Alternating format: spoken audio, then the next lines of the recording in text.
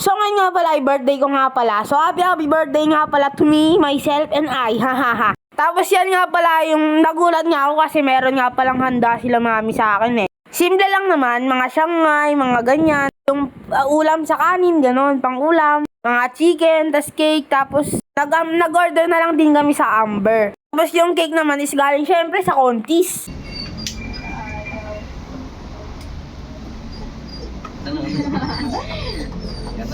Dali na! Happy birthday to you! Happy birthday.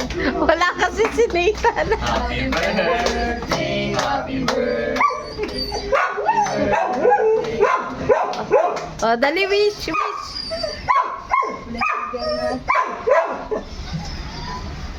Pinapunta ko nga pala dito yung mga klase ko dati. Yung mga kaibigan ko, sila Aljun pa rin, sila Erica, tapos kaklase ko dati, si Stephanie, tapos si Charlene Boy. Kaya nga si Nathan hindi nakasama kasi nga pala may sakit.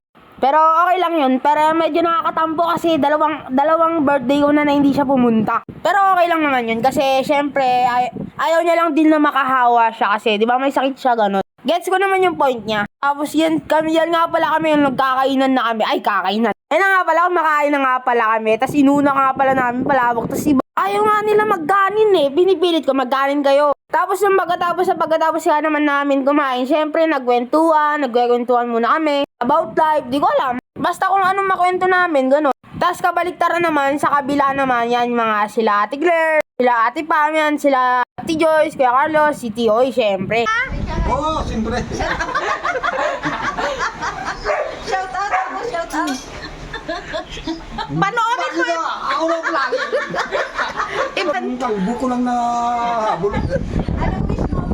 Ano wish mo kay Simon? One, good health one.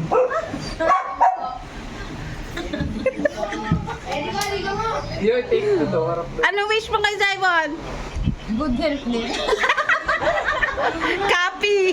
Tapos pagkatapos na rin pala noon, kumain kami, tapos nagkwentuhan, syempre, gabi na rin kami umuwi. Alas 7 ba naman yung pagtapos sa amin sa school, alas 7 yung uwian, di ba? Tapos alas 8 makakarating sa bahay, kaya yun. Tsaka uwi na rin talaga sila kasi medyo gabi na yun. So, ganito na lang, bye-bye. Happy birthday to me, myself, and I.